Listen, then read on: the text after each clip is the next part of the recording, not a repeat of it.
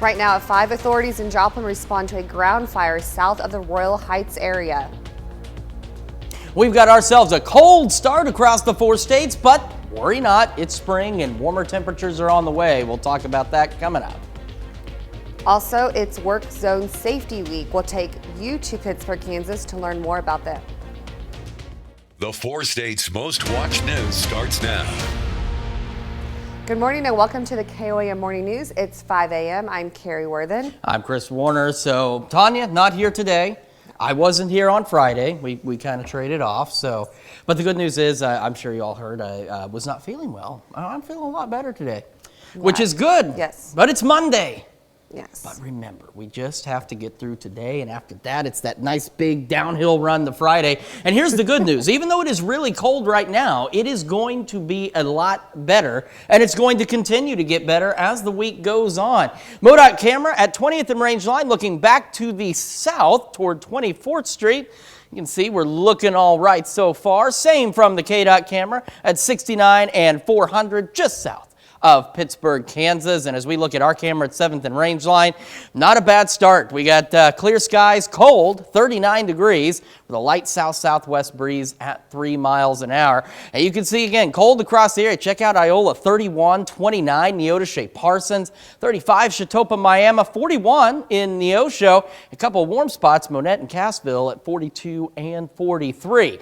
As we get our day started, we're going to have clear skies, plentiful sunshine. We'll have some occasional wind gusts out there, and because of that, the fire danger is still elevated. So outdoor burning not recommended today, but look at this, because of the south breeze and plentiful sunshine, we're near 60 by late morning.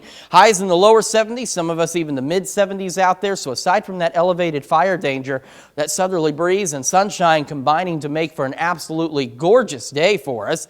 As we head into this evening, a clear night ahead of us. Still a bit breezy, but otherwise not bad. Check this out. 56 for an overnight low. You cannot complain about that. I mean, I guess you can, but who would? All right, we head into tomorrow. We've got the possibility of a few stray showers, maybe a rumble of thunder, say between about 8 and noon. Otherwise, not bad, near 80. A little cooler Wednesday, breezier, and then we're watching thunderstorm chances as we head into Thursday and Friday. Some of these could be strong, possibly severe. We're still a few days out, obviously. We'll keep a close eye on that for you, but it's enough that it really does kick us down into about frost level for Friday and Saturday night, and we will eventually start to rebound in the second half of our weekend. Carrie? Thanks, Chris. Authorities charge a convicted felon with possession of firearms following a road rage incident. According to the report, the victim says they were followed by Jesse Bautista through the city. The victim also indicates Bautista waved a handgun at them. Authorities searched for the residence of Bautista, and it covered 2 pistols, 2 shotguns, 4 rifles, and various rounds of ammunition. This following a family member's attempt to hide the firearms. Bautista was arrested and charged with being a prohibited person in possession of firearms / ammunitions, brandishing firearms, and reckless driving. Shortly after 10 Saturday morning, authorities responded to reports of smoke in the wooded area south of Royal Heights in Joplin. About 8 to 10 acres of ground covered were on fire. No live trees caught fire. Authorities say it most likely began at a campfire in the woods, but is not confirmed. The fire was under control in about 45 minutes. No structures were damaged and nobody was injured. National Work Zone Awareness Week is this week. It's a yearly annual event to raise awareness about the dangers in road work zones. The event takes place during the 3rd week of April every year. This year, the theme is Drive Safe, Work Safe, Save Lives. The goal of the event is to remind drivers to be extra cautious when driving through work zones and to remind workers to follow safety procedures to prevent accidents. We're away from our homes and our families. So, getting everyone home safe is a big thing. We all have families, so safety is our forefront of everything. The Federal Highway Administration and the American Traffic Safety Services Association are the lead organizers of the National Work Zone Awareness Week. Springtime is here, and that can mean a surge in feral cat population. If you have feral cats in your neighborhood, try to catch them and get them spayed or neutered. You can contact the local Humane Society or other rescues or shelters to get a cat trap. Spaying and neutering prevents feral cats from having more kittens, and then those kittens later having kittens. It also cuts down on health issues and cat fights. And well, I mean, feral cats deserve love and everything too. They don't ask for that life, they don't pick it. So if you've got feral cats in your area, your neighborhood, your community, behind a business that you work at, provide them shelter and food, and just sort of watch over them, be good stewards, be kind, as we say. To learn more about spaying and neutering, head over to the Joplin Humane Society's website. That's a look at this morning's top stories and weather in our first 7 minutes. Coming up on the KOAM Morning News, the KU Jayhawks made a stop in Pittsburgh. We'll have more details in sports. Plus, a Missouri Aviation Museum is at odds with its landlord. And Judge Samuel Alto puts a temporary halt on a lower court's ruling regarding abortion pills. You're watching the KOAM Morning News. More real news in the morning. We'll be right back. The Kansas Jayhawks men's basketball team made an appearance in Pittsburgh. Sunday was part of their barnstorming tour. The Jayhawks hit the floor and got to shoot some hoops with some young fans. The Kansas Jayhawks men's basketball team arrived in Pittsburgh on Sunday. Fans from all over southeast Kansas came to Pittsburgh State to get a glance at their Jayhawks. But what exactly is a barnstorming event? Barnstorming event is to be able to give back, to our fan base and different communities that, might not all be able to make it to Lawrence or come to Allen Fieldhouse. It was a great time to be able to show our personality. Young Jayhawk fans got a chance to share the same court as their favorite players, whether it was a dribbling competition, shooting baskets, signing autographs, or even asking players some personal questions.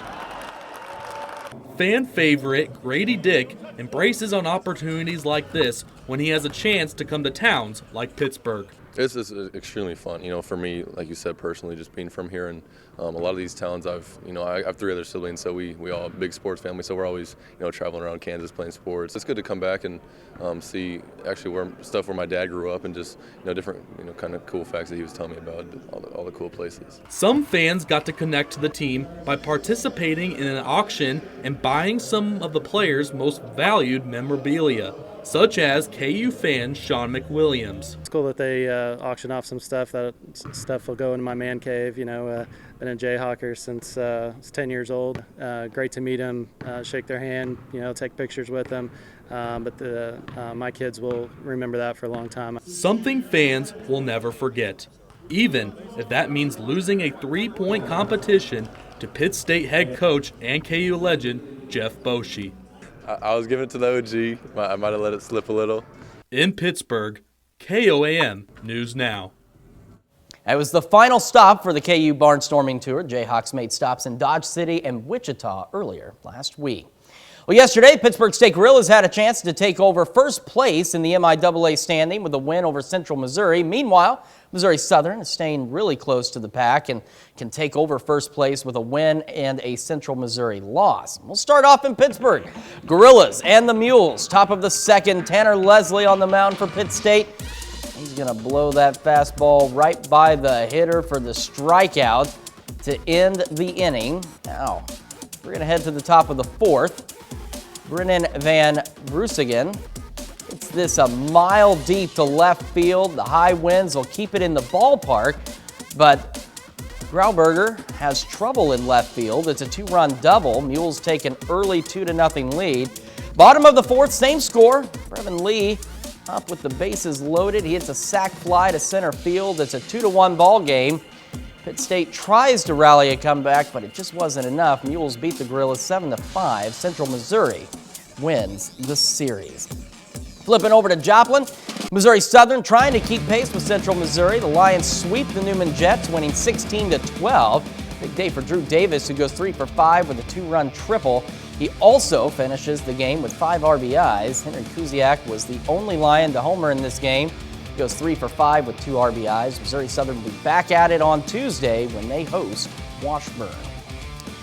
Still to come, an explosion near the Japanese Prime Minister causes panic during a speech. Now we got another check of that forecast and when warmer weather will return when the KOAM Morning News returns.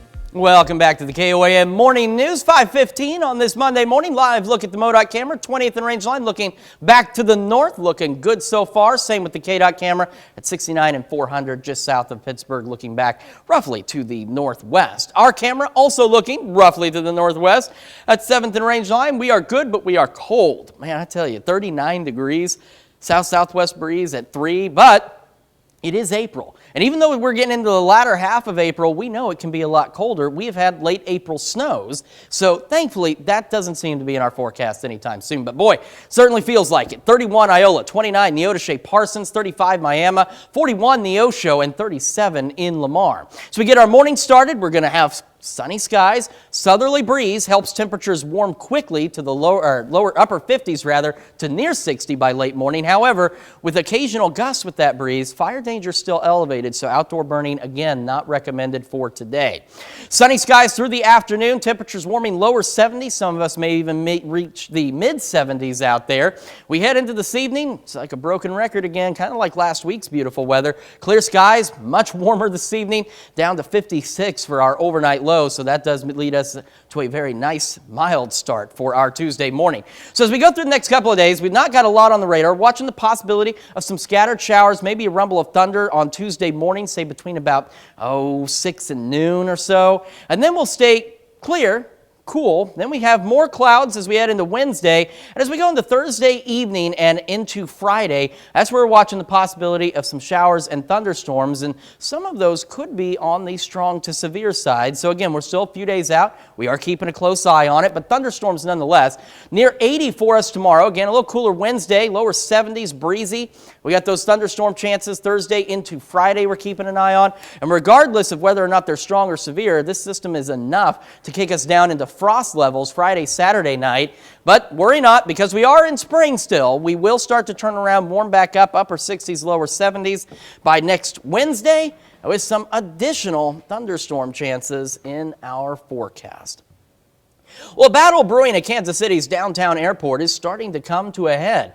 The Airline History Museum's board of directors is now locked out of their hangar. Alan Shope examines this struggle between the museum's board and their landlord.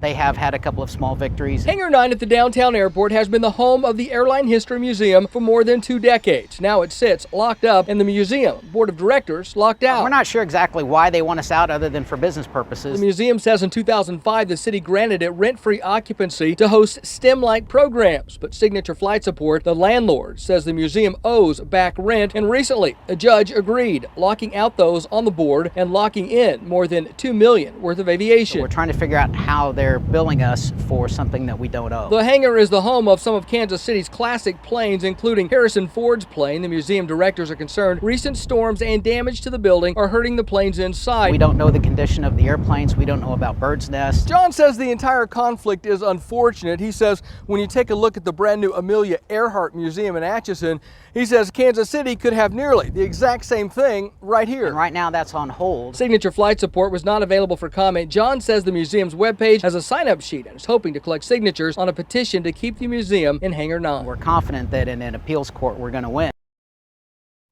Well, that brings us to our question for you this morning. Have you ever used a petition to try and change something? Yes or no? We certainly want to hear from you, so make sure you take time to vote at KOAMnewsnow.com/vote. You can also participate in the KOAM News Now app, and why don't you join the discussion on our Facebook page. We will be back with Health Watch right after this.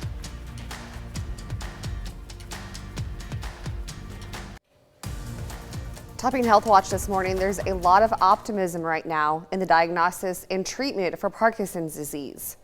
A study shows a new test is 88% effective in detecting the disease. It works by looking for a misfolded protein indicative of the disease. That's significant because right now there's no approved test for Parkinson's. Physicians can only diagnose the disease clinically by observing symptoms, and often by the time they detect it, it already has progressed considerably. The hope is that if it can be diagnosed sooner, researchers will be able to develop new therapies that might be able to fight it better. One problem with the new test is that it requires a spinal tap, which is a painful procedure. Scientists are hoping to apply this same concept to a test that would only require a blood or saliva sample. A different test also in development looks for the same protein in the skin. Supreme Court Justice Samuel Alito will be temporarily paused Friday on a lower court ruling that would have restricted the use of an abortion drug. The Justice Department asked that Supreme Court Friday to intervene in the emergency dispute over a Texas judge's ruling on the DOJ once the court step in now rather than wait for an appeal to formally play out at a federal appellate level. Justice Alito also ordered the stay until midnight on Wednesday, giving the justice more time to consider the issue. The move does not reflect the final disposition of the issue. The case is said by many to be the most important abortion-related dispute to reach the high court since the justice overturned Roe v. Wade last term. They're often used to decorate homes, but bringing nature inside may also help your health, both mentally and physically. Mandy Gaither has more on the benefits of planting down some roots at home. They can make a house feel like a home or a small space seem bigger, but going greener indoors may also help you be healthier and happier. Having a plant, working with it, watching it grow can be really beneficial. Over the years, multiple studies have looked at the benefits of houseplants. Bringing a little bit of nature inside may give a big boost to your mental health. Not just seeing plants that can help reduce stress and improve focus.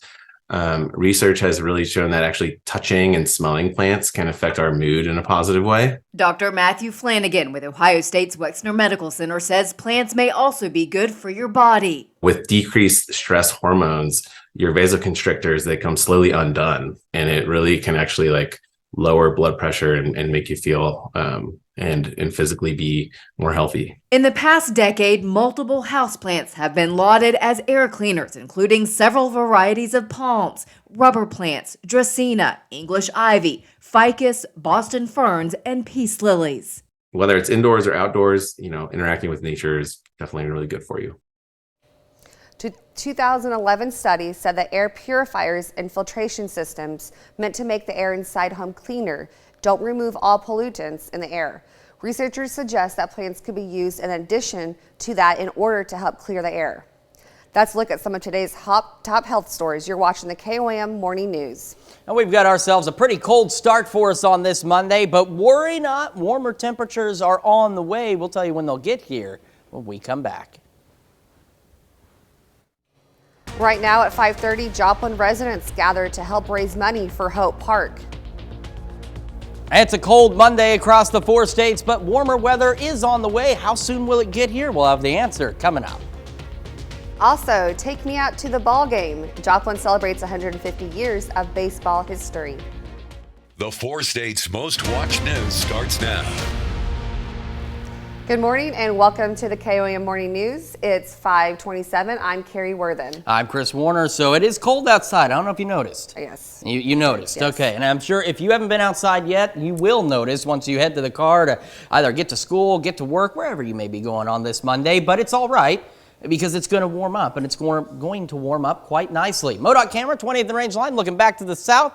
We're looking good so far. We're also looking good from the KDOT camera at 69 and 400, of course, just south of Pittsburgh, Kansas. And from our camera at 7th and range line, we're looking all right. It bothers me. This shopping center, the lights are usually on overnight, and they're not, and it makes this look so much darker. But it's okay, because it's not bad. Clear skies, but colds. 39 south-southwest breeze at 3.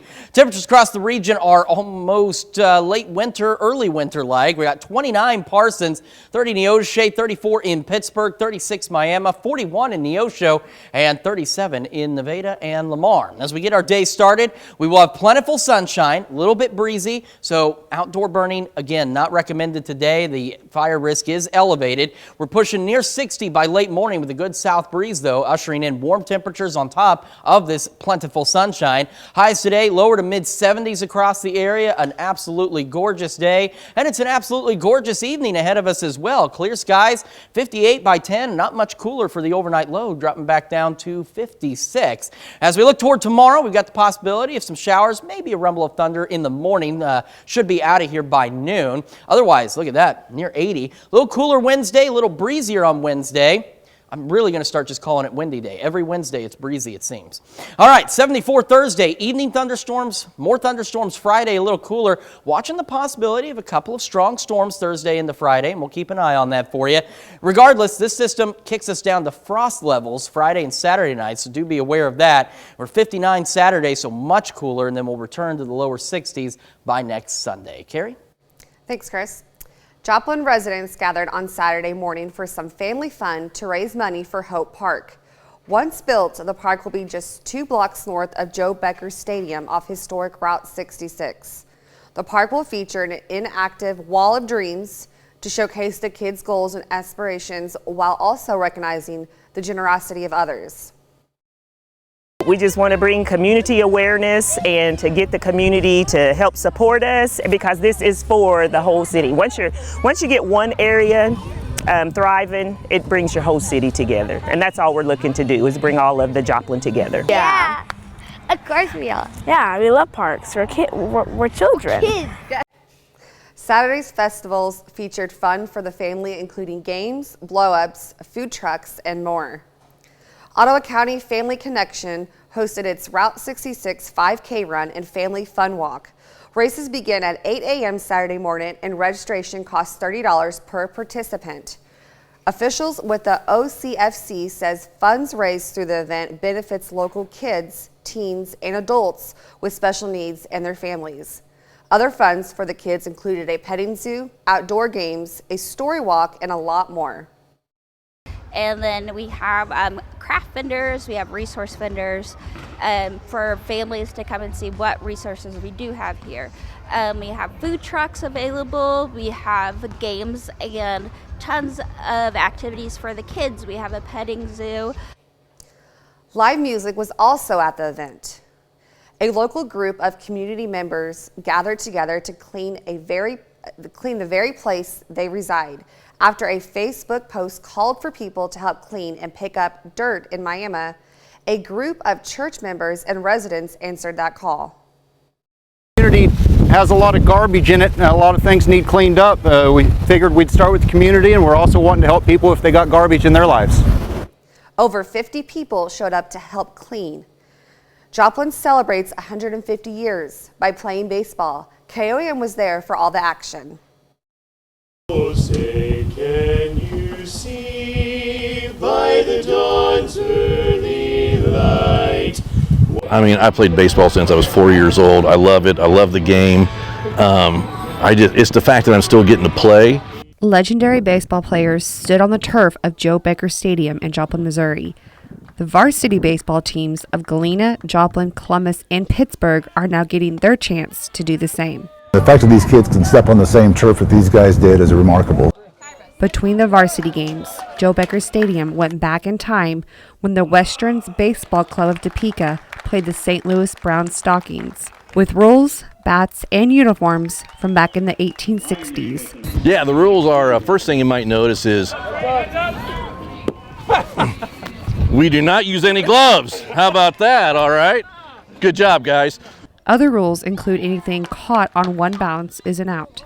You have to stop on first base no matter what, and the pitcher is a little closer and had to pitch underhanded. And another thing is once fair, always fair. So meaning if you hit the ball, it has a lot of English on it, and it might go about 10 feet in front of the catcher and come screaming back past the catcher, it's still a fair ball since it was touched in fair territory first. Good job, buddy!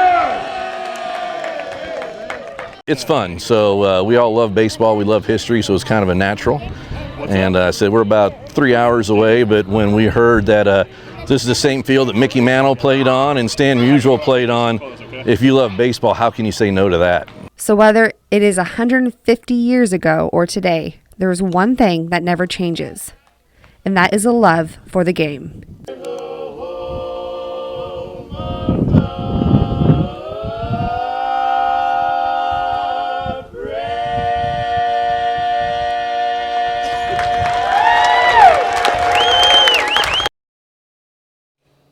Another event celebrating Joplin's 150th birthday was ragtime composer Percy Wrench performing in Taylor Performing Arts Center at MSSU campus. This morning we are discussing trying to make a change. Yeah, Hangar 9 at the downtown airport in Kansas City has been the home for the Airline History Museum for more than 2 decades. Now it sits locked up and the museum board of directors locked out. The museum says in 2005 the city granted its rent and free occupancy to host STEM-like programs. But Signature Flight Support, the landlord, says the museum owns back rent. And recently, a judge agreed locking out those on the board and locking in more than $2 million worth of aviation. And the hangar is the home of some of Kansas City's classic planes, including Harrison Ford's plane. Museum directors are concerned recent storms and damage to the building are hurting those planes that are inside. And that brings us to our question for you this morning. Have you ever used a petition to try and change something? So far, it's an even split. Half of you have, half of you have not. And it depends. You know, sometimes those petitions really do make a difference out there. Yes. Yeah, they do. Make sure you take time to vote in our poll, which could make a difference. You never know. At KOAMnewsnow.com/vote. You can also do so in the app, take part in discussion on our Facebook page.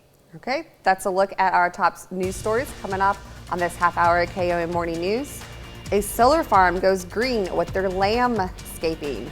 Plus, fierce fighting in Sudan takes a devastating toll on the nation. We'll have the latest. You're watching the KOAM Morning News. More real news in the morning. We'll be right back.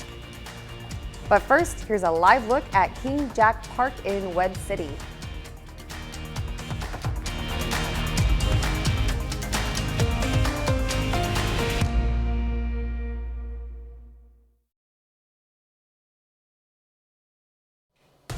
Topping World Watch. An explosion near the Japanese Prime Minister caused panic during a speech on Saturday. Domestic media reports Prime Minister Fumio Kishida evacuated unhurt from the scene as police pinned down the suspect who allegedly threw what appeared to be a smoke bomb. The incident occurred as the Prime Minister began his speech in the city of Wakima. Fierce fighting between Sudan's military and powerful paramilitary group is taking devastation toll on the nation. For the second day, the two groups are battling for control of the chaos-stricken country. Both sides have made it clear that they are unwilling to end hostilities despite mounting diplomatic pressure for a ceasefire. Heavy fighting involving armored vehicles, truck-mounted machine guns, and warplanes raged on Sunday in and around the capital of Khartoum. In 2 days of fighting, 61 people have been killed and more than 670 injured. The rival forces are even believed to have tens of thousands of fighters in Khartoum alone. In Dubai, at least 16 people are dead after fire torn through an apartment building in a historic neighborhood. 9 other people were injured. The fire on Saturday broke out in a 5-story building where laborers are known to share tight quarters. Authorities say the apartments are often subdivided by makeshift barriers of plywood, drywall, or shower curtains and can be a major fire hazard. There was no immediate word on how the fire began. Yellow police crime scene tape cordored off the building, and there were a heavy police presence in the area. More than 50,000 young Russian men have received draft orders. A Russian military official say 21,000 of them qualified for military service. The official says the draft is part of the country's regular spring military call-up. On Friday, Russian President Vladimir Putin signed a new law that allows military offices to send draft notices electronically instead of delivering them in person. Russia's military services rules previously required in-person delivery of the draft notices. As a result, many Russians avoided the draft by staying away from their official address. The new law closes that loophole. The U.S. Coast Guard and the Mexican Navy are searching for 3 American sailors who were last heard from April 4th. According to the Coast Guard, the 3 sailors were aboard a 44-foot Lafayette named Ocean Bound when they left the Mexican city Mazatlan. The sailors have been identified as Kerry O'Brien, Frank O'Brien, and William Gross as they were en route to San Diego. In a joint statement, their families say the 3 are all experienced sailors. Kerry and Frank both hold captain licenses with the Coast Guard. Gross' family provided a picture of the bill, saying that he has been over 50 years of sailing experience. The Coast Guard says that they had planned to stop in Cabo San Lucas on April 6th for provisions, but there was no record of them arriving. Officials say marinas through Baja have been contacted, but there has been no sightings of the vessel. Anyone information being urged to contact the U.S. Coast Guard. The Wall Street Journal reported detained a Russian remaining optimistic despite the dire situation he's in awaiting trial on espionage charges. Mark Meredith has the latest. Evan Gershkovich says he is not losing hope, even as there are no indications he'll be released from a Russian prison anytime soon. The Wall Street Journal reporter recently wrote a letter to his parents, who are immigrants from the Soviet Union, explaining what the last few weeks in Russian custody have been like. Per the Journal, the 31-year-old reporter wrote, "I want to say that I am not losing hope. I read, I exercise, and I am trying to write. Maybe finally, I'm going to write something good." Gershkovich was detained in late March after the Russian government accused him of being a spy. Both the Wall Street Journal and the U.S. government strongly deny the charge, the State Department even designating Gershkovich as wrongfully detained. We heard from the Secretary of State Antony Blinken about this case. Here's what he had to say while traveling in Vietnam. On Evan Gershkovich, I don't have anything new to share. We continue to seek consular access. That has not yet been granted. It needs to be. We continue to call for his immediate release, and certainly we need to see consular access now. Foreign policy experts say it's possible Gershkovich could eventually be released through a prisoner exchange with the U.S. Last week, Russia's deputy foreign minister said Moscow would consider that only after a trial is over, stating Gershkovich as wrongfully detained. Gershkovich is the first overseas journalist to face espionage charges in Russia since the end of the Cold War. That's a look at some of your biggest headlines from around the world. We'll be right back. Welcome back to the KOAM Morning News, coming up on 5:46 on this Monday morning. Live look at the MoDOT camera from 20th and Rangeline, looking back to the south. You can see we're looking pretty good. Same from the KDOT camera at 69 and 400 just south of Pittsburgh, looking back more toward the ground, but in a northwesterly direction. And that's the direction our camera at 7th and Rangeline is looking. We're all right, but we are cold this morning, 39 degrees. The south-southwest breeze at about 3 miles an hour. Temperatures across the region, boy, they are chilly. 33 Chanute, 29 in Parsons, 34 Miami, a little bit warmer, 40 Neosho, Monette, and Cassville taking one of the warm spots at 42 degrees. Now, as we get our day started, we're going to be breezy from time to time. And because of that, the fire danger is still elevated for today. So outdoor burning, we can't say it enough, not recommended. Well, otherwise, sunny skies, a southerly breeze ushering in warmer temperatures. Looking at how quickly they warm up as well as we get to near 60 by late morning, and that's ahead of a gorgeous afternoon. Look at this, sunny skies, temperatures in the low, maybe even mid-70s out there, so considerably better than what we've seen lately. But again, some occasional breezy situations out there as well. As we head into this evening, boy, when we start our Tuesday, it is going to be so much better, to the tune of about 15, maybe even 20 degrees better, as we drop back down to the mid-50s for overnight lows on clear skies. So a gorgeous night for us.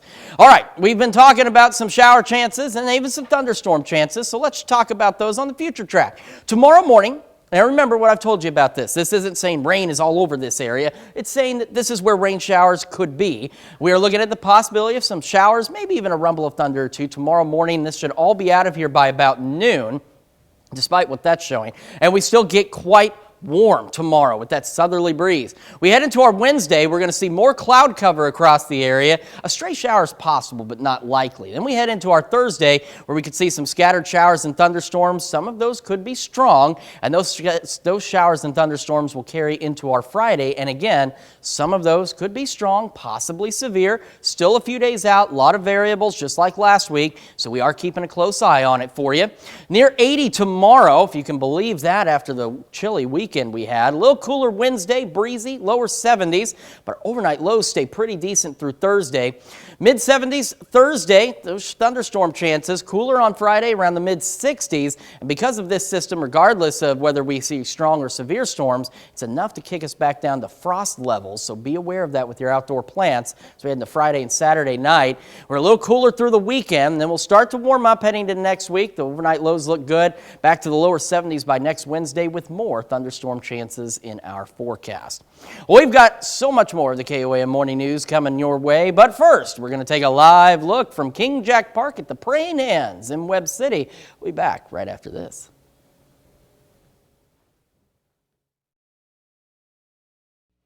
Some people believe that solar farms are a great way to create renewable energy, but others worry it's taking over usable agricultural land.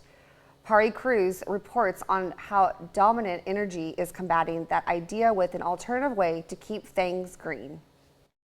Why am I standing in the middle of a solar farm in South Central Virginia? Well, because of these guys and their hundreds of buddies. They're out here grazing on dozens of acres of land every day. And why? I'll show you. Walk up, away to me, come by, lie down. We're here to manage the vegetation. Farmer Marcus Gray showed us how his sheep landscape more than 200 acres at Dominion Sussex Drive Solar Farm.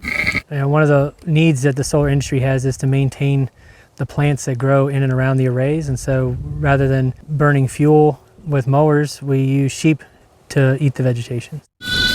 As part of Dominion's solar grazing program, these sheep clean up more than 40 acres a day across 5 of their solar farms. We are trying to get creative and innovative in vegetation management. And it's more environmentally friendly because it saves emissions generated by lawn mowing equipment. All the sheep keeping it green while eating the green. Grass-fed animals produce fewer emissions than, say, grain-based systems. So it's actually better to have the sheep out here on the land making use of it and concentrating that carbon back into the soil. The digested grass and manure also helps improve water filtration from rain, which provides a cooling aspect for the more than 80,000 solar panels here, which in turn also makes them more efficient. And it makes the ground prime real estate for any future agricultural needs. So we're reducing emissions, we're stacking carbon into the soil, and we're stacking the economic and ecological benefits as well.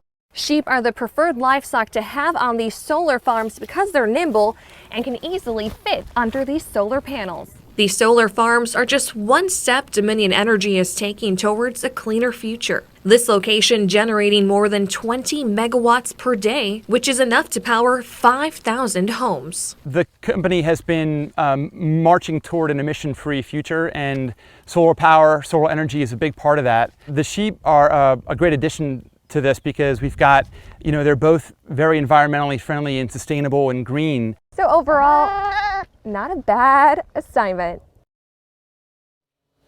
It's definitely a unique way to keep things nice and neat. We'll be right back. A year-long mission by the European Space Agency to explore Jupiter and 3 of its largest moons is underway. The spacecraft launched Friday morning from Europe's spaceport in French Guiana.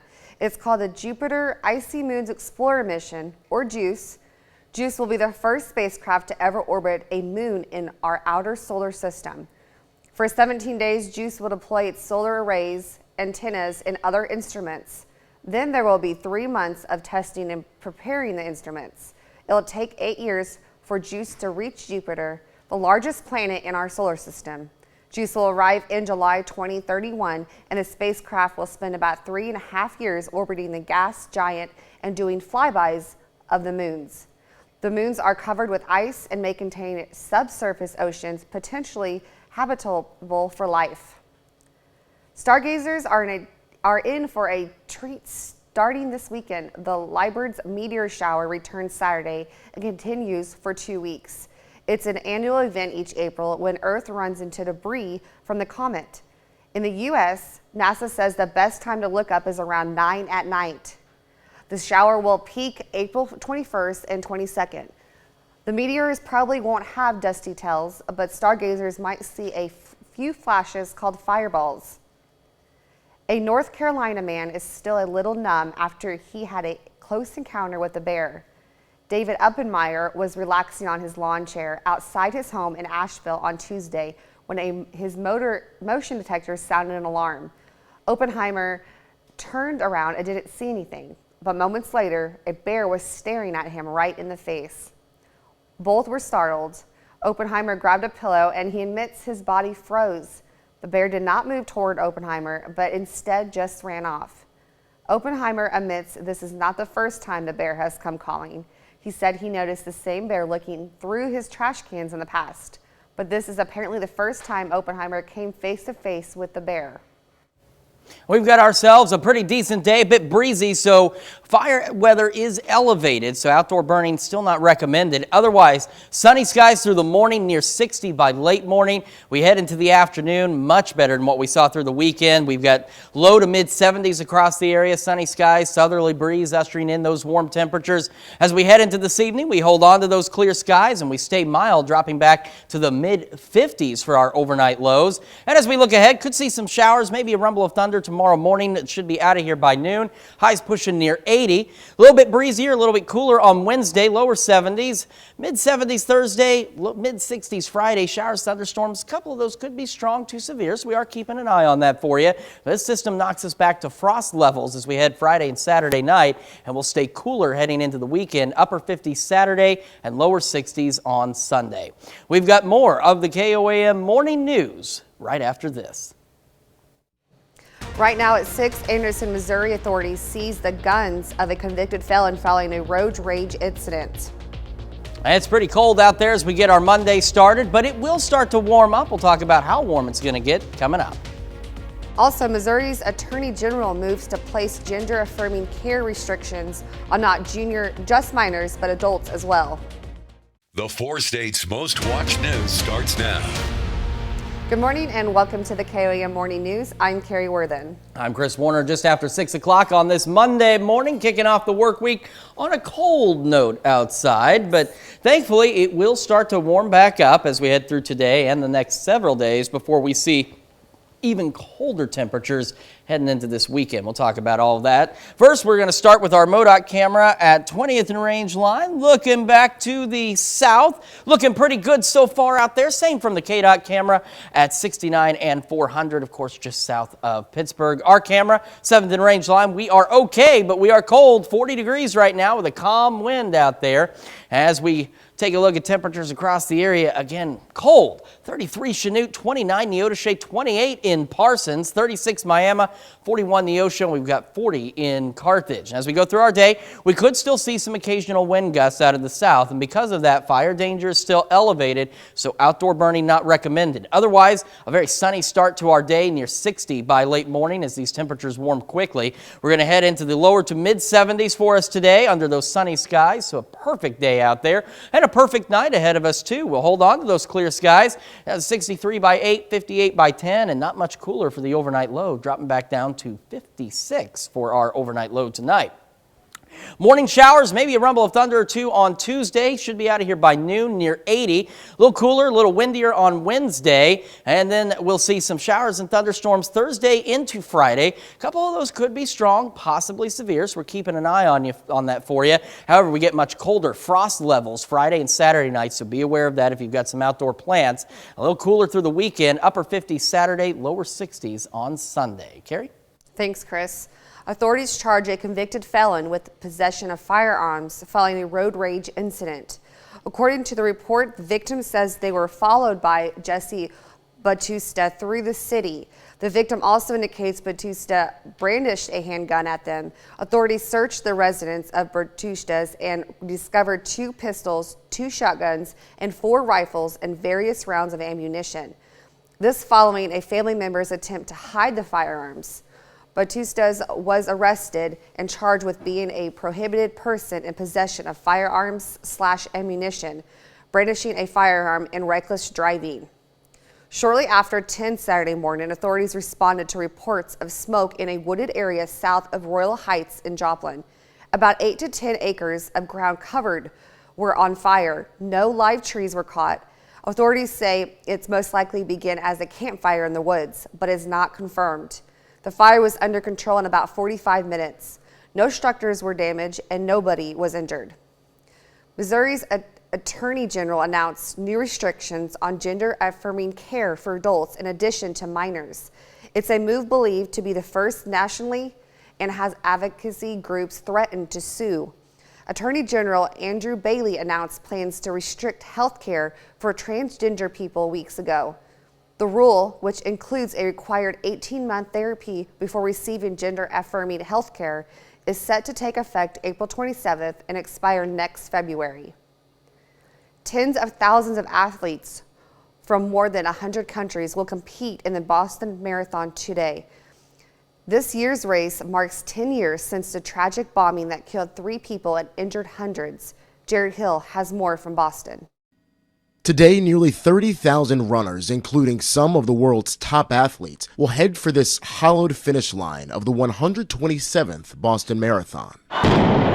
It comes 10 years after the tragic bombing that killed 3 people, 29-year-old Crystal Campbell, 23-year-old Lindsay Liu, and 8-year-old Martin Richard lost their lives. Hundreds more were injured. I was catapulted through the open doors of the restaurant. That includes Heather Abbott.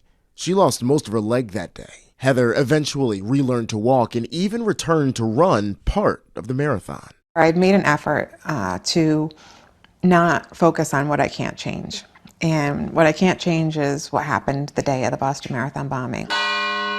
Over the weekend, the city held remembrance ceremonies. The families of the victims were here as wreaths were laid at the site where 2 pressure cooker bombs went off. We're a place that will fight for each other, will take care of each other, and all throughout the day there have been acts of kindness and service. Local FBI officials say they're not aware of any credible threats to this year's race, but there are multiple security teams on hand, both undercover as well as uniformed police officers and the National Guard. A drone surveillance unit will also monitor today's marathon from above. Jared Hill, CBS News, Boston. The manhunt that followed the attack also led to 2 deaths of two officers. The assailants of the 2013 Boston Marathon bombing were Tamerlan Zaniva, who died after a police altercation a few days after the marathon, and his younger brother, Jahar Zaniva, who was convicted after received a death penalty sentence for his role in the bombings. Prosecutors believe the fourth victim, MIT police officer Sean Collier, was ambushed, shot, and killed by the elder Zarniva 3 days after the bombings. To be the first to see breaking news, weather, and sports, download the KOAM News app. It's available free of charge in the Apple App Store and the Google Play Store. Just search for the KOAM News app. The Ottawa County Family Connections hosted its Route 66 5K run and Family Fun Walk. Races began at 8 a.m. Saturday morning, and registration costs $30 per participant. Officials with the OCFC says funds raised through the events benefits local kids, teens, and adults with special needs and their families. Other funds for the kids included a petting zoo, outdoor games, story walk, and a lot more. Route 66 5K for kids, and what today is, April is Autism Awareness Month, and so we kind of wanted to do something different and put on a 5K run and a family walk to bring awareness and do a small fundraiser in order to bring not only awareness, but we wanted to raise some funds so that we could bring in some more resources. Food trucks and live music were also at the event. Joplin residents gathered on Saturday morning for some family fun and to raise money for Hope Park. Once built, the park will be just 2 blocks north of Joe Becker Stadium off historic Route 66. The park will feature an active Wall of Dreams to showcase the kids' goals and aspirations while also recognizing the generosity of others. We just want to bring community awareness and to get the community to help support us, because this is for the whole city. Once you get one area thriving, it brings your whole city together. And that's all we're looking to do, is bring all of the Joplin together. Yeah, of course we are. Yeah, we love parks. We're children. Kids. Saturday's festival featured fun for the family, including games, blow-ups, food trucks, and more. That's a look at this morning's top stories and weather in our first 7 minutes. Coming up on the KOAM Morning News, if you live in Pittsburgh, there's a good chance you already know Lori Horton. If you don't, we can't wait to introduce you to this fantastic baker. Plus, a new warning from the climate change researchers.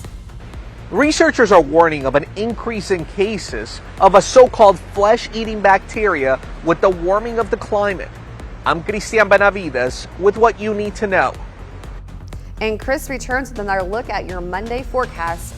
And if it's the fourth state, you can expect a warm up before the day is over. You're watching the KOAM Morning News. More real news in the morning. We'll be right back. But first, here's a look at King Jack Park in Webb City.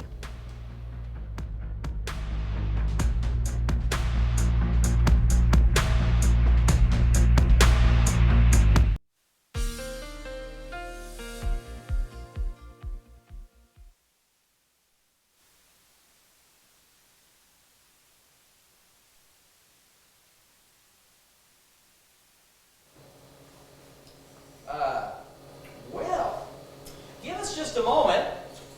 Looks like. Can't hear me anyway. I don't know why I'm talking to you yet. I can do the weather. Just kidding. Carrie, just tell everybody at home. Apparently died. I'm getting them switched out right now. Chris's batteries died. He's switching them out right now. We're getting that. Be patient. We're getting that taken care of for you. Okay. Almost there. Okay, we should be back now. There we go. So that's unusual. That never happens this early. Okay, well, let's go into that weather trivia now, shall we? So we want to know this. The process of a cloud droplet becoming large enough to fall out as rain is called which of these? Is it saturation, evaporation, coalescence, or incandescence? We'll find out the answer here shortly. First, let's take a tour. MoDOT camera, 20th and range line, looking back to the south. We are looking good so far, and same from the KDOT camera at 69 and 400, just south of Pittsburgh. And our camera at 7th and range line, starting to show a little more daylight out there, but still cold. 40 degrees in Joplin, calm wind right now, but clear skies, and that's going to be the theme for today. All right, cold though. 28 in Parsons, 36 Miami, 37 Fort Scott, 40 in Carthage, and 41 in Monette and Neosho. And as we get our day started, we'll have sunny skies, southerly winds. Unfortunately, could still see some gusts, so fire danger elevated today. Can't emphasize this enough. Outdoor burning definitely not recommended, but we warm up nicely near 60 by late morning. We head into the afternoon. We're talking temperatures in the lower to mid 70s, plentiful sunshine out there, an absolutely beautiful day. And an absolutely beautiful night for us as well. As we stay clear, temperatures not dropping back too much, back into the mid-50s, so that means our Tuesday morning will be considerably better to start. However, we also have the shower chances as we head into Tuesday. Let's get the answer to our trivia question. We'll talk about those shower chances. So the process of a cloud droplet becoming large enough to fall out as rain is called which of these? Well, if you picked C, coalescence, you would be correct. In fact, the average raindrop contains about 1 million times as much water as a single cloud droplet. That's why they get heavy enough to fall. And speaking of rain, tomorrow morning, got the possibility of a few showers, maybe a rumble of thunder or two out there. Nothing too crazy. Should be gone by noon, near 80 for the highs. And we are a little cooler, a little windier on Wednesday, lower 70s, mid 70s Thursday, mid 60s Friday. Thunderstorm chances Thursday into Friday. A couple of these could be strong, possibly severe, so we're going to keep an eye on that for you. However, this system is enough to kick us to frost levels Friday and Saturday night, so do be aware of that if you have any outdoor plants. And then we do gradually warm back up. Now, this warm up is not as quick as the last two we've seen. We get into the upper 60s. Lower 70s as we head into the middle of next week. We're also watching more thunderstorm chances by the middle of next week as well. And of course, a very chilly weekend for us. We will be back with more of the KOAM morning news and fully charged batteries right after this. Welcome back to the KOAM Morning News. Well, if you love cakes and cookies and cupcakes and, well, anything else that's yummy and sweet, you're going to love our next guest, Lori Horton. Lori, welcome to the show. Thanks for coming in very early for us. Good morning. You've got something great that on Fox 14 at 7 a.m. we're going to be making up, and we'll talk about that a little bit later. But first, just tell us a little bit about yourself. How did you get into all of this? Oh, you know, I feel like I've been doing this all my life. I own a business in Pittsburgh. I've been open for 22 years, but before that, I always loved baking with my grandma, with my mom. It's just kind of a family tradition. We just loved to always be in the kitchen. And of course, not everybody likes to cook every day, but this is something that you thoroughly enjoy. But you do specialty things. You kind of do these sweets and stuff. You're not necessarily cooking dinner for everyone. No, I draw a thick line between baking and cooking. Very different, very different. And see, for somebody like me, I'm not in the kitchen that often. To me, they're both the same thing, but they really are two different things. They really are. Cooking is kind of one of those things. I'm out of this, I throw in a little of that. Baking is more of a science. Those ingredients are in there, those ratios are there for a reason, and if you screw it up, it just doesn't work. Oh, well, and it's very easy for me to mess things up. So you mentioned you've been doing this for quite some time. What got you really into some of these specialty delicious treats here? I think I really equate it back to my grandma. She was the person that couldn't put anything on the table that didn't look good. She thoroughly believed that you eat with your eyes first. And so, it has to taste good, but it also has to look pretty. So to me, you can't just put anything out unless it just looks cute too. Yeah, and that's actually is a very true statement, because you go to a restaurant sometimes, buffets especially. It's kind of one of the things you do is you scan over the buffet and you look at what looks good first, right. And then you find out what it is and whether or not you actually want it, or if it smells good too. And these smell absolutely delicious. Yes, you guys are missing out on the aroma of peanut butter this morning, so. See, that's one of the things, if we had smell-o-vision, this is one of the times that it would really work on that. Really come in handy, because boy, they smell delicious. And we're going to be making these again here in about an hour or so over on Fox 14. When it comes to, doing desserts, how do you figure out what kinds you want to make? How do you figure out what kind of recipe to do? I'll be honest, I make what I like. And thankfully I'm not a picky person, so I like it all. But you got to taste test, you got to sample. That's that quality control element. So I tend to gravitate towards recipes that I like as well. This one's going to be very family friendly. I think even Chris will be able to make this when he gets home for the family. So it's going to be one that anybody can do. Not a lot of specialty equipment or expensive ingredients. So very, very kid friendly. And of course, everybody likes sweets and treats, right? Absolutely. All right, Lori, thanks for coming in this morning. Of course, she'll be right back here in about an hour over on Fox 14, and we're going to make these delicious things and tell you how to do that as well. We'll be back with more of the KOAM Morning News right after this. Topping Health Watch this morning, the American Academy of Pediatrics is calling for policy changes and new clinical interventions to cut down on tobacco and nicotine use among U.S. teens and children. The new recommendations include screening all adolescents for tobacco and nicotine use during health visits. The organization is also calling for the price increases to make it harder for children and adolescents to buy tobacco and nicotine products. A new study from Stanford finds approximately half of children and teens medicated for mental health concerns were seeing only their primary care pediatrician. With depression and anxiety on the rise, researchers suggest pediatricians should be encouraged to make sure that these patients receive evidence-based physical therapy. And adding autoimmunity can significantly benefit lung cancer patients. In a phase 3 trial led by researchers from the University of Texas, results showed a 32% lower chance of disease reoccurrence, progression, or death immunotherapy plus chemotherapy versus chemotherapy alone. Scientists are warning about the rise of potential fatal bacterial infections due to global warming. The so-called flesh-eating bacteria can grow in warm, shallow coastal waters. Christine Benavides has one man story who survived in the infection. You're right. Kenny Watts doesn't take for granted being here to share his story. I still get emotional. In August 2017, he was cooking a crab when a pinch broke the skin on his hand. Within a day or so, he knew something was wrong and called his then-girlfriend Trisha. Got this big blister on my hand, and by the time she got here, I was lethargic. His organs were that quickly starting to shut down, and the infection was already spreading through his body. It was a Vibrio vulnificus bacteria, which thrives in shallow, warm coastal waters and can infect a cut on the skin. The infection can require limb amputations, and about 1 in 5 people die, sometimes within a day or two. I can count on my fingertips bacteria that have the high virulence that Vibrio vulnificus possesses. Dr. Waduta Isiobu with Florida Atlantic University has studied V. vulnificus.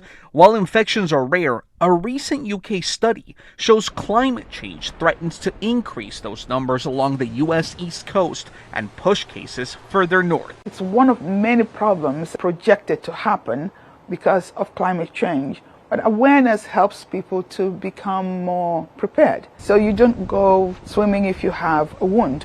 Researchers say V. vulnificus is rarely detected in water colder than 55 degrees. Most infections occur in the U.S. in the warmer months, between May and October. I was told I had 5% chance of living. Kenny made it, but needed several surgeries. I guess I'm one of the lucky ones because I didn't lose anything, maybe some mobility, but I didn't lose a limb or anything like that.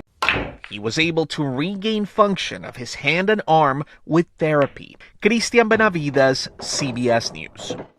It's also possible to get that infection by eating raw or undercooked seafood from warm, brackish water where this bacteria grows, but thoroughly cooking the food kills the bacteria. The most recent outbreak of bird flu was the deadliest in the U.S. has ever seen. It involved more than 58 million birds on farms and more than 6,000 cases known in wild birds. That impacted egg prices, and the big concern is that bird flu could cross over to humans. Fortunately, that only happened to one person in the U.S. last year, to a man who was working with sick birds. But it happens more than 860 times in other countries and in the past 20 years, and the disease killed more than half the people it infected. Right now, officials are planning to concentrate efforts to fight bird flu on the animals themselves and people who work with them. Researchers have developed a vaccine through which lab tests indicate might work on humans if necessary. They plan to test it on chickens this spring. That's a look at some of today's top health stories. You're watching the KOAM Morning News. And we've got ourselves a cold start, but a warm day ahead of us. Plentiful sunshine, near 60 by late morning. Southerly breezes, though, do lead to an elevated fire danger, so no outdoor burning today. We got sunny skies heading into the afternoon, low to mid-70s for our highs. We'll hold on to clear skies as we head into our evening and eventually drop back down to a pretty pleasant 56 for an overnight low, which means our Tuesday morning will be much better than this morning. Got some morning showers, maybe a thunderstorm or two tomorrow. Out of here by noon, highs near 80. Cooler, breezier on Wednesday, lower 70s. 74 Thursday, 64 Friday. Thunderstorm chances Thursday into Friday. A couple of those could be strong to severe. Keep an eye on that for you. Regardless, the system kicks us to frost levels as we head into Friday and Saturday night, so be aware if you've got some outdoor plans. And we have a cooler weekend ahead of us. Upper 50s Saturday, lower 60s on Sunday. We'll be back with more of the KOAM Morning News right after this. Right now at 6:30, drivers should always keep their eyes on the road, but even more so when road work is taking place. We hit the road with KOAM Shugum Bomadelli to find out more about National Work Zone Safety Awareness Week. And we're starting to see a little more daylight out there. Not doing much for us right now, but it will warm up. How warm will it get? We'll have the answer in just a couple of minutes.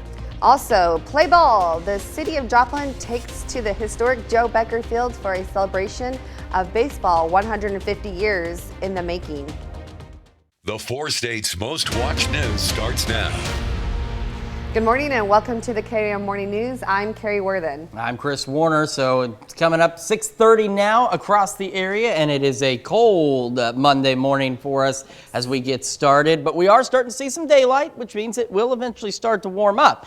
MoDOT camera, 20th in range line, looking back to the south. Looks good so far. Same from the KDOT camera at 69 and 400, just south of Pittsburgh. And from our camera at 7th in range line, we're waiting for that sun to start coming up, but we're already getting some light out there. However, it's still cold. Clear skies, 40 degrees in Joplin with a calm breeze out there. We look at temperatures across the area, and again, quite chilly for us. 31 Iola, 33 8 Center Chanute, 28 Parsons, 34 Chatopa, 36 Miami, 40 Neosho, and 36 in Lamar. We get our day started, sunny skies. Near 60 by late morning with a southerly breeze. However, we could see some occasional gusts, which are still leading to a slightly elevated fire danger out there, so outdoor burning not recommended. Sunny skies into the afternoon. Temperatures warming lower to mid-70s across the area, so a very nice day for us. And we have a very nice evening ahead of us as well. Look at this, clear skies all the way through and not a lot of significant cooling taking place as we drop back down to a low right around 56. Tomorrow morning will be warmer, but we could see some showers, maybe a thunderstorm or two before noon. After that, near 80. A little cooler Wednesday and breezier, 72. 74 Thursday, 64 Friday. Showers and thunderstorms both days. A couple of those could be on the stronger side, so we're going to keep an eye on that for you. Regardless, though, this system, as we've been mentioning, kicks us to frost levels as we head Friday night and Saturday night, so be aware of that with outdoor plants. Cooler this weekend again, upper 50s Saturday, and then lower 60s on Sunday. Carrie? Thanks, Chris. Don't forget, you can be the first to know about the day's weather with the KOAM Skywatch weather app. Get severe weather updates sent straight to your phone, free of charge. It's available in the Apple App Store and the Google Play Store, the KOAM Skywatch weather app. The final day of Circuit Drag and a drive event hosted by the Mocairn Dragway rolled to a stop on Sunday. The competition went for 3 days as drivers raced over 200 miles and featured streetcars from all over the four-state area. The event tallied over 120 pre-entries. Competing drivers had to make the drive successfully without the help of support vehicles. Proceeds from the event stayed in their area and went to Northwest Arkansas Children's Shelter. This week is National Work Zone Safety Awareness Week. The goal is to bring the focus on safety of workers and drivers through those areas. KOAM's Shagum Bomadelli has more.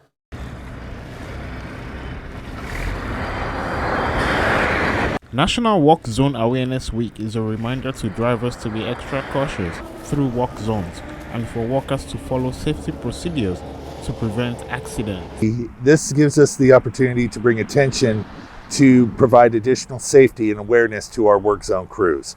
By bringing this attention, our hopes are to provide a safer working environment for our crews on the road. One construction worker tells me that the most common type of distraction he sees is cell phone use. He urges people to drop their phone and concentrate on the road. We're away from our homes and our families, so getting everyone home safe is a big thing. We all have families, so safety is a forefront of everything. Young says people should look out for signs when driving. As you get closer to the work zone, we're going to have either cones, a flagger, or some sort of vehicle to present to say, hey, you do need to slow down. Please be cautious with this area. Even for the workers who have never experienced a work zone accident, the danger is always there. I've never been involved on a project where a vehicle has struck a piece of equipment or an individual, but it certainly happens, and that's unfortunate. It really does, and it's usually caused by a distraction or maybe improper signage, or someone's out in the way just not paying attention. Reporting in Pittsburgh, Shagum Bomadelli, KOAM.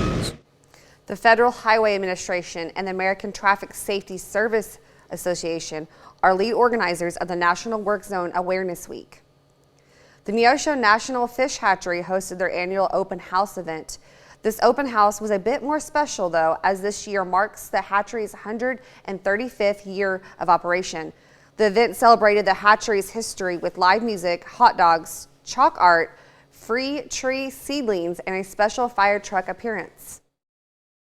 135 years and still serving America. We are the oldest operating federal fish hatchery in America, right here in Neosho. And we've actually cultured over 132 different species of fish here at our facility, believe it or not. The hatchery was joined by several organizations from around the 4 states. Joplin celebrates 150 years by playing baseball. Varsity baseball teams from Galena, Columbus, Joplin, and Pittsburgh played against each other at the historic Joe Becker Field in Joplin, Missouri. Between games, vintage baseball teams dressed in uniforms from the 1960s and followed the rules that were set from back then. First thing you might notice is we do not use any gloves. How about that? All right. Good job, guys. Ragtime composer Perry Wrench performed in Taylor Performing Arts Center at the MSSU campus, also as a part of Joplin's 150th birthday celebration. This morning, we are discussing trying to take a change. Hangar 9 at the downtown airport in Kansas City has been the home for the Airline History Museum for more than 2 decades. Now it sits locked up and the museum board of directors locked out. The museum says in 2005, the city granted its rent and free occupancy to host STEM-like programs, but Signature Flight Support, the landlord, says a museum owns back rent, and recently a judge agreed locking out those on board and locking in more than $2 million worth of aviation. Now the hangar is the home of some of Kansas City's classic planes, including Harrison Ford's plane. Museum directors are concerned recent storms and damage to the building are hurting the planes on the inside. And that brings us to our question for you this morning. Have you ever used a petition to try and change something? So far, 75% of you say that you have not, 25% of you say that you have. And there's always mixed results with petitions. Sometimes they do a great job, sometimes they at least get the word out. So make sure you take time to vote through our website, the app, and take part in the discussion on our Facebook page. Okay, that's a look at our top news stories coming up on this half hour on the KOAM Morning News. U.S. Treasury Secretary Janet Yellen says banks are likely to use more caution when issuing loans. We got the details. And we've got ourselves a pretty cold start across the 4 states, but it will start to warm up. We'll have more on that forecast when we come back. But first, here's a look at King Jack Park in Webb City.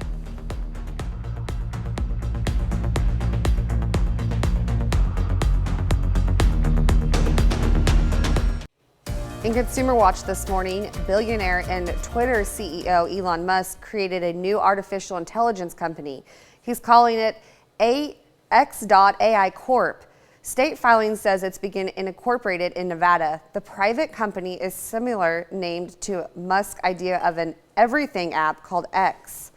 Twitter also recently changed its company name to X Corp. The state filings were made in March, and the company has authorized the sale of 100 million shares.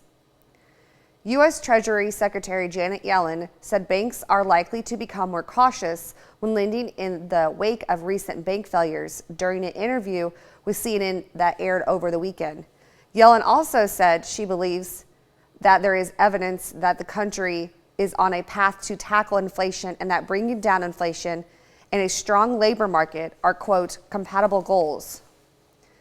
Best Buy is reportedly laying off hundreds of the store workers nationwide. That's according to a Wall Street Journal report that cites people familiar with the situation. The report says the electronics and appliances seller is making a shift towards online, where more sales are happening. And fans of Krispy Kreme, Chips Ahoy, and Oreos rejoice.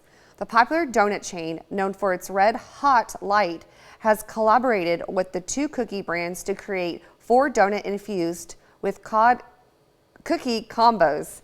They're available right now at Krispy Kreme locations and select grocery stores for a limited time. Summer is just around the corner already, and Americans are gearing up in potentially record numbers to take those summer vacations. But rising demand and inflation means it will probably cost you more to get there. Ivan Rodriguez takes a look at summer travel forecasts and what it could mean for your plans and your wallet.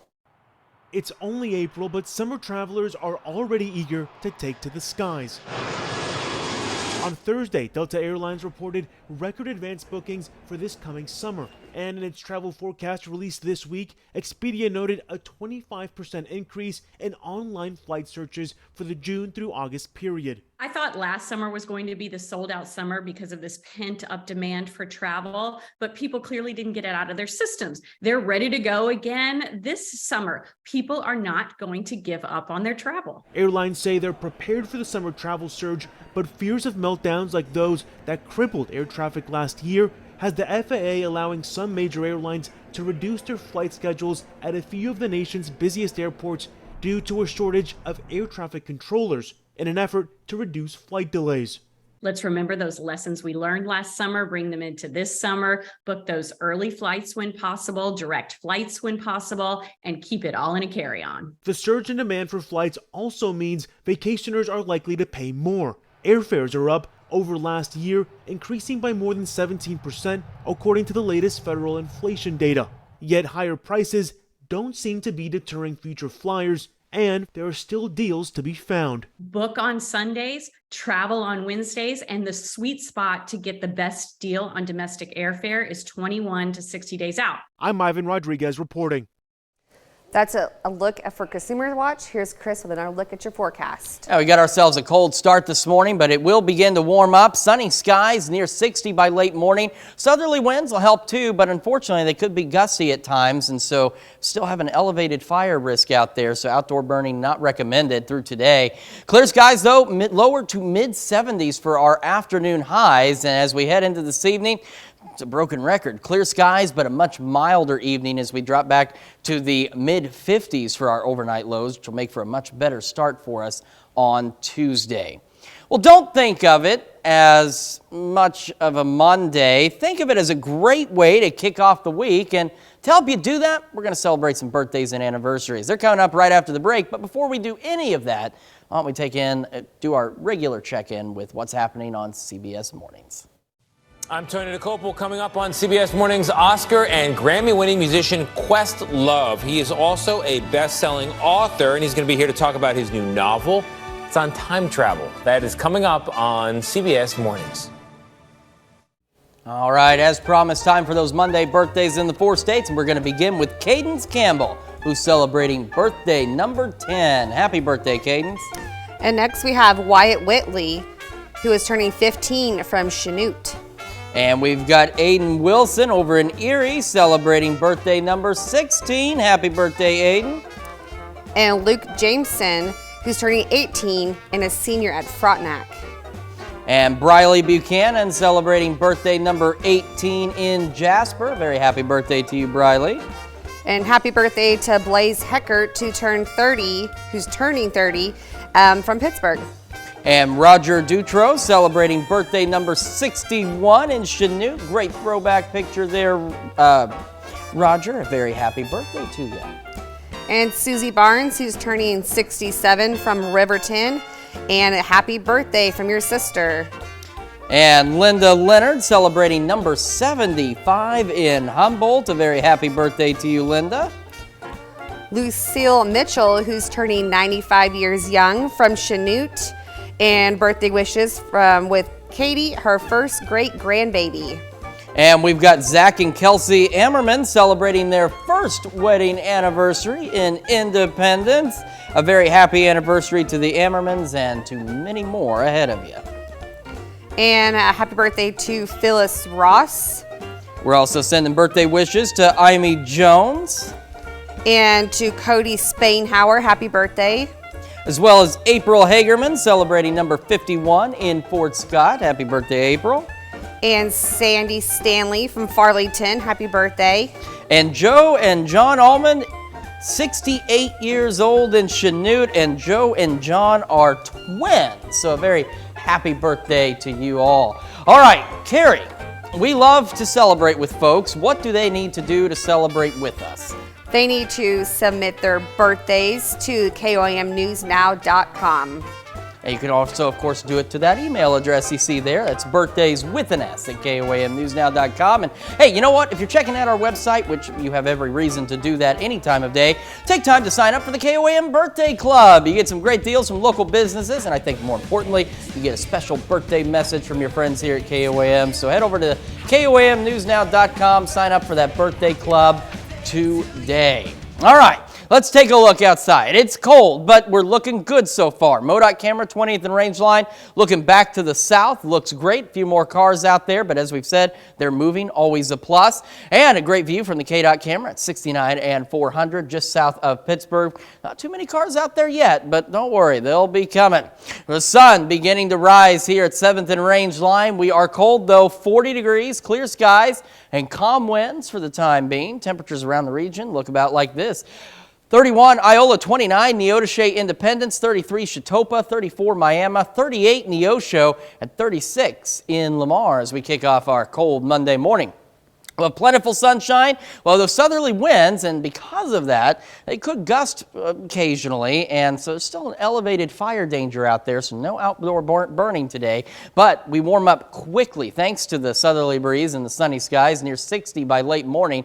We head into the afternoon, we stay sunny, temperatures pushing lower to mid-70s across the region, so an absolutely beautiful day and a beautiful night for us as well. So we stay clear heading into the evening and not a significant cool down when you drop back to the mid-50s, which means our Tuesday is going to be much warmer as we get it started. However, our Tuesday also expected to be a little wetter when we get it started.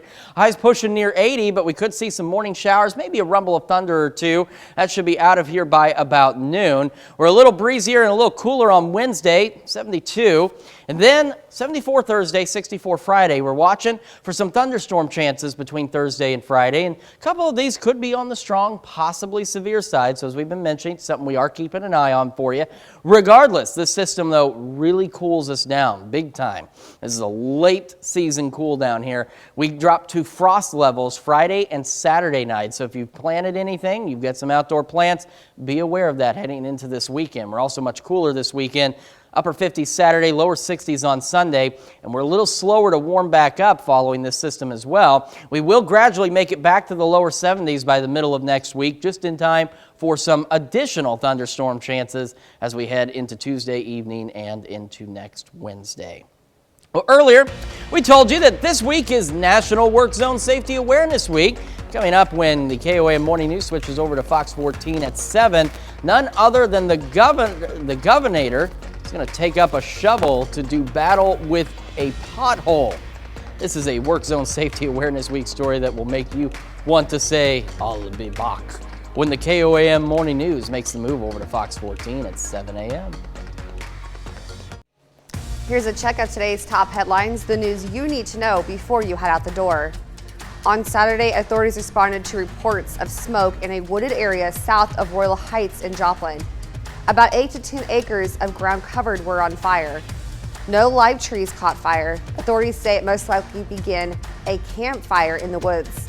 The fire was under control in about 45 minutes. No structures were damaged and nobody was injured. Missouri's Attorney General announced that new restrictions on general affirming care for adults in addition to minors.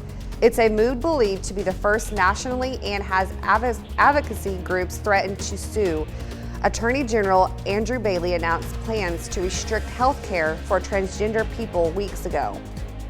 And final day of Circuit Drag and Drive event hosted by the Mocan Dragway rolled to a stop on Sunday. The competition lasted 3 days as drivers raced over 200 miles and featured streetcars from all over the four-state area.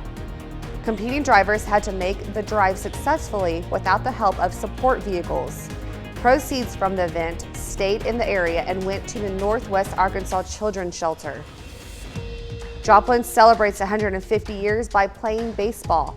Varsity baseball teams from Galena, Columbus, Joplin, and Pittsburgh played against each other in the historic Joe Becker Field in Joplin, Missouri. Between games, vintage baseball teams dressed in uniforms from the 1860s and followed the rules that were set from back then. That's a check of today's top headlines, the news you need to know before you head out the door. And we've got ourselves a cold start, but a mild day ahead of us, lower to mid-70s rather. Sunny skies, southerly breeze could gust at times, so fire danger still elevated, no outdoor burning.